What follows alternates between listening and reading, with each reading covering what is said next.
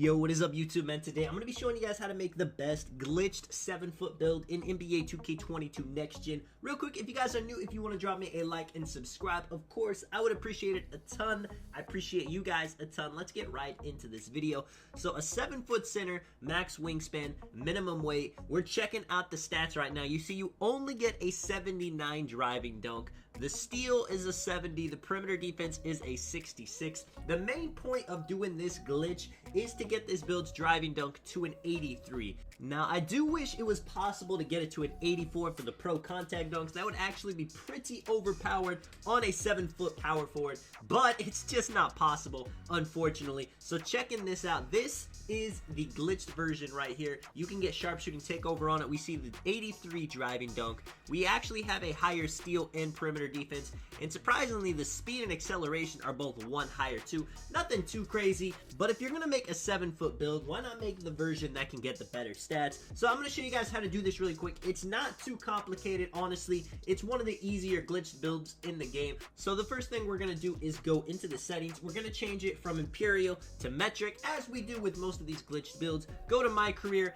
Now you're gonna create the new slot. Again, when making these builds, it does not matter if you have Rebirth unlocked or not. You can do it either way. I would recommend, if you don't have Rebirth unlocked, definitely get it. It helps so much with grinding the builds. You get to start at a 90 overall with a bunch of badges. So the first thing you want to do, you want to put the height to 2.12 meters. The weight, we're going to make it minimum. Now, you could go higher on the weight if you want higher rebounding, but since we're a 7-footer, I want to be mobile with this build. And the wingspan, 2.36 meters. Body shape, you can have it whatever you want. Now, the trick to do this is you want to go up to the top and you want to point both sticks as hard as the right as you can go. Keep it there, and then once you hold it down, get to 2.13, keep it there for a second, and you go back to 2.12 meters. You can lower the weight back down to 96 kilograms if you want, but I would recommend to have it at 97, because at 97 kg you get the 91 defensive and offensive rebound, which gives you rebound chaser gold, and you get interior defense at an 88, so you can get the brick wall gold. You aren't really gaining anything from being 1 kilogram less in weight, so it doesn't matter. And in the wingspan,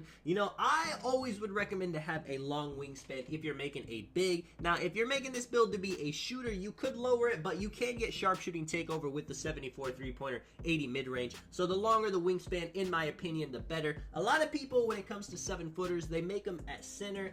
I think that it's going to be a bit tough to guard a very good tall center if you're playing with a 7-footer, but you're going to be a lot more mobile than them. You could definitely do it. I think this build can also play as a power forward in rec, in park. It's up to you. Let's talk about upgrading this build now. So I definitely think you want shooting on this build. I play with Laker fan. He has a inside 7-footer.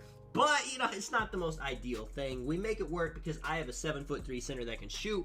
But on a build like this, especially since it's so easy to get sharpshooting takeover, I would 100% recommend putting shooting on your build. Let me know if you guys want me to make a video on this build as an inside. I'll do that for you guys. The physicals, I would put all of those up.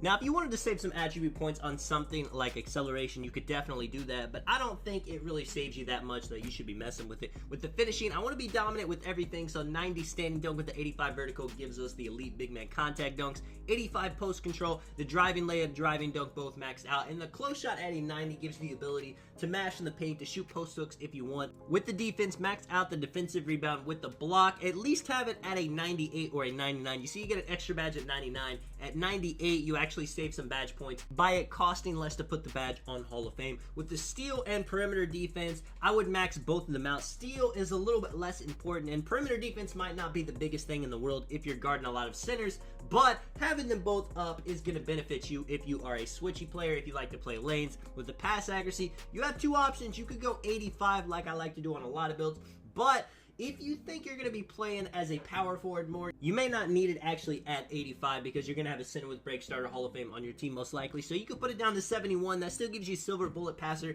and break starter gold, which definitely is plenty. And then you can put the rest of the attributes in offensive rebound. Now, you can get silver unpluckable on this build. You can upgrade speed with ball. In my personal opinion, you know, it's not going to make the world of difference playing threes with a ball dominant point guard, playing rec, playing pro-am. But if you're somebody that likes to play twos, you like to play ones, or you just like to have fun, you like to have the ball in your hand, beforehand, then definitely upgrade it on this build. It's more mobile than, say, a 7'3", where in those situations, maybe you put ball handle up, it doesn't make too much of a difference. On a build like this, it actually can make a huge difference. And then the takeovers, sharp, rim, glass, and post score takeover. You can't go wrong with any of them. Sharp and rim, sharp and glass, glass and sharp. Depending on what you feel your strengths are on a build like this, shooting, rebounding, blocks, put on the takeover that you like. Taking a look at the build, no weakness really. Great finishing, shooting, pass accuracy, and defense. Like I said, if you want to have some ball handle on your build to play the ones, play the twos, definitely throw it on there. It's not too expensive with the finishing badges.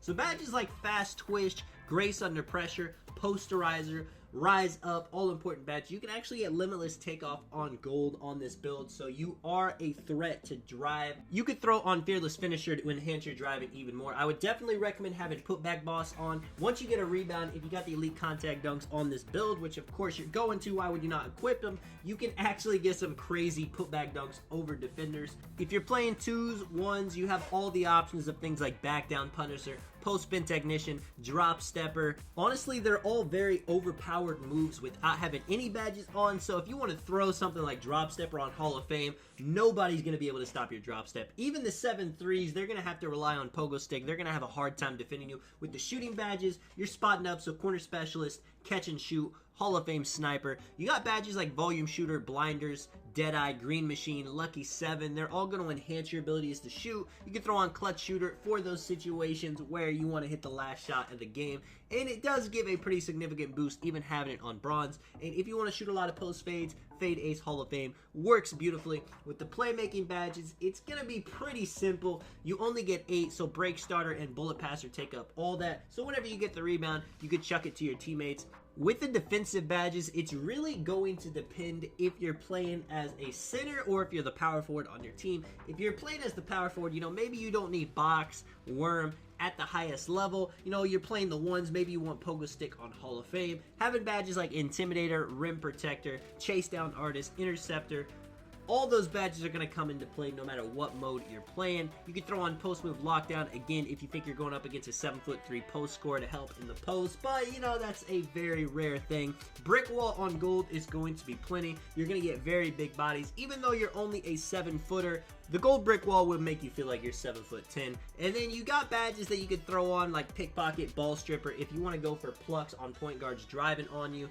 After that, man, all you got to do, you saw we didn't switch it from metric to imperial. You can go down, you can switch it back to imperial. It doesn't matter, you can keep it in metric. But one thing you'll notice is you'll go to play a mode and you'll see somebody's height of the opponent you're guarding and you won't understand it because we're not used to the metric system.